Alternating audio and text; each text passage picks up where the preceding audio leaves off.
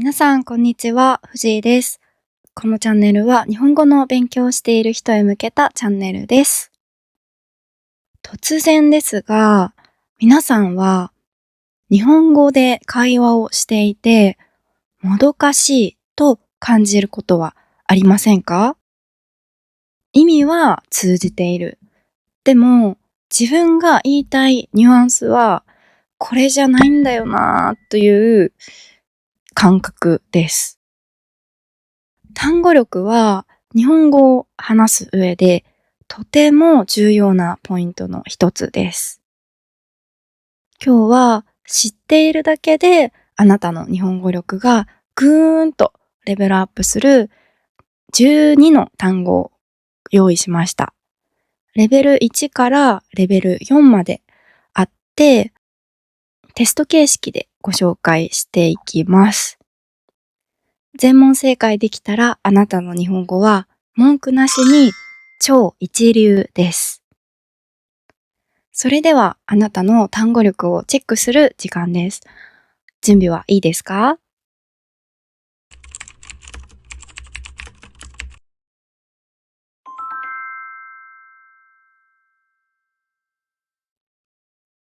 まずはレベル1。ここをクリアできれば日常会話の基礎はバッチリです。では第1問。やっぱり。意味はどれでしょう？次の選択肢から選んでください。A、期待通り。B、多分。C、絶対に。3、2、1。正解は A の期待通りです。この言葉は自分の予想と同じことが起きたときに私の思った通りだというニュアンスで使います。例えば友達と行ったレストランのラーメンがすごく美味しかったとき、美味しいですねだけでもいいですが、やっぱりこの店のラーメンは美味しいねというとどう聞こえるでしょうか？前から美味しいと思っていたけど、今日改めて確信したよという気持ちが相手に伝わると思います。また、相手の行動を見て、やっぱり富士山は優しいねと言えば、あなたはいつも優しいけれど、今の行動を見て改めてそう思ったよというニュアンスになります。自分の予想と現実がつながった時のすっきりした気持ちを表現したい時にどんどん使ってみてください。では、第2問。ちょうど。意味はどれでしょう？ A、少しだけ。B、ぴったり。C、とても。3、2、1。正解は B のぴったりです。時間や量が足りないわけでもないし、余っているわけでもない。ぴったりな状態です。ちょうど3時だとか、ちょうどいいサイズのように使います。これを使いこなせるとネイティブっぽいと思います。第3問。なるほど。意味はどれでしょう？ A、わかりません。B、理解しました。C、嘘です。3、2、1。正解は B の理解しましたです。相手の話を聞いて納得したとき、感心した時に使う相槌です。なるほど、確かに、と言えるだけで、相手は自分の話をちゃんと理解してくれているなと安心します。会話のリズムを作るのに欠かせない言葉です。ただ、注意してほしいのが、なるほどは目上の人に使うと失礼になることがあるということです。慣れ親しんだ間柄でのみ使うようにしましょう。はい、ここからはレベル2です。ちょっとだけ難しくなりますよ。第4問。せっかく。意味はどれでしょう？ A、ずっと。B、恵まれた機会。C、急いで。3、2、1。正解は B です。貴重なチャンスなのにとか、頑張って準備したのにという感情を込める言葉です。せっかく日本に来たから富士山を見たいとか、断るときにせっかく誘ってくれたのにすみませんのように使います。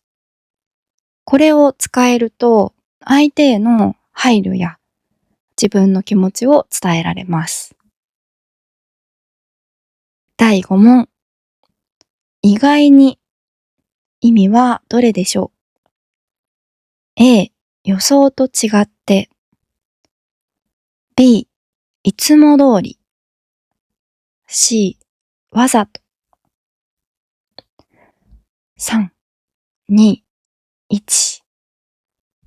正解は A の予想と違ってです。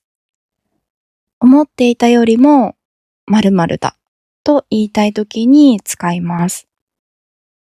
この料理は意外に辛いねとか、彼は意外に真面目だねのように使います。単に辛いというより、自分の驚きをプラスできる便利な言葉です。第6問。とりあえず。意味はどれでしょう？ A、最後に。B、まずは。C、適当に。3、2、1。正解は B のまずはです。完璧な結論は出ていないけれど、ひとまず最初にこれをするという時に使います。レストランで注文を決めるときに、とりあえずビールというのは有名ですね。日常会話でも、とりあえずやってみようということがよくあります。続いて、レベル3。上級レベルです。これを使えると、日本語上級者だなという印象になります。第7問。微妙。意味はどれでしょう？ A、はっきりしている。B、判断が難しい。C、とてもいい。3、2、1。正解は B です。もともとは細かくって複雑という意味ですが、会話ではイエスともノーとも言えない少し悪い感じを表します。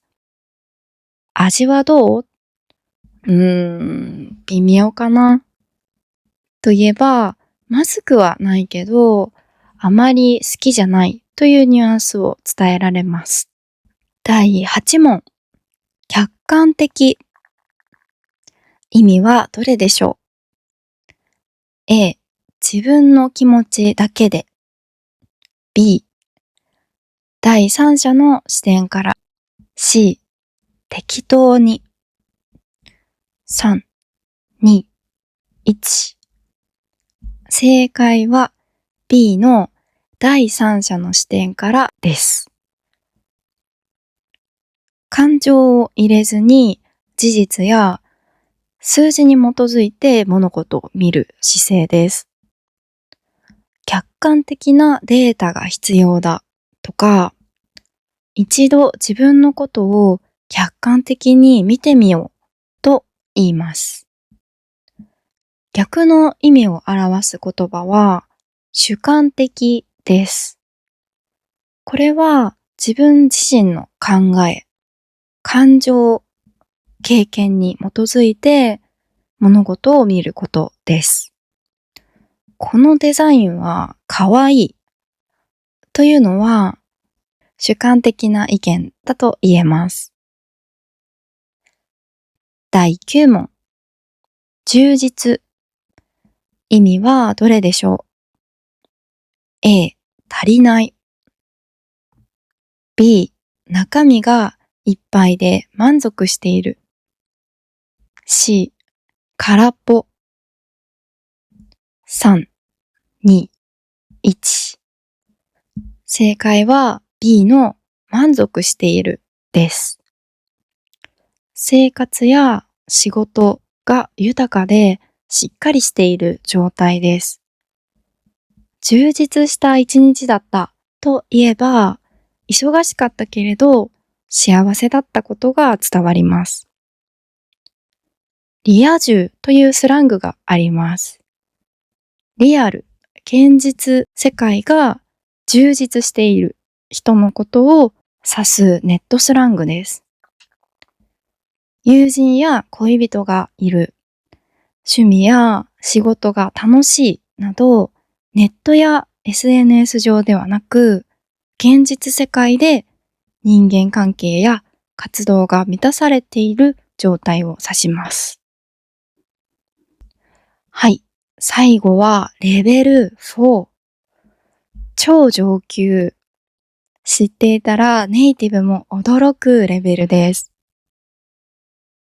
第10問。妥協。意味はどれでしょう？ A、諦める。B、お互いに譲り合って決める。C、喧嘩する。3、2、1。正解は B のお互いに譲り合って決めるです。100% 満足ではないけれど、相手との関係や状況を考えて少し譲って合意することです。ネガティブに理想を下げたという意味でも使われますが、ビジネスでは妥協点を見つけるといった前向きな使い方をします。第11問。一理ある。意味はどれでしょう？ A、全く間違っている。B、全部正しい。C、一応理屈が通っている。3、2、1。正解は C です。あなたの意見は私の考えとは違うけれど、確かにその部分については正しいですね、と。相手の意見を一度認めるときに使います。確かにおっしゃることは一理あります。ただ、私はこう考えます。このように会話をつなげられる人は、対話ができる人だと尊敬されます。相手の意見を尊重しつつ自分の意見を言う。非常にスマートなコミュニケーションが可能になります。第12問。一概に。意味はどれでしょう？ A、ひとまとめに。B、一つずつ丁寧に。C、絶対に。3、2、1。正解は A です。この言葉は多くの場合、一概には言えないという形で使われます。意味は、すべてを同じようにまとめて判断することはできないということです。例えば、日本人はみんなアニメが好きですかと聞かれたとき、一概には言えませんね。アニメが好きな人もいれば、全く興味がない人もいますから、と答えることができます。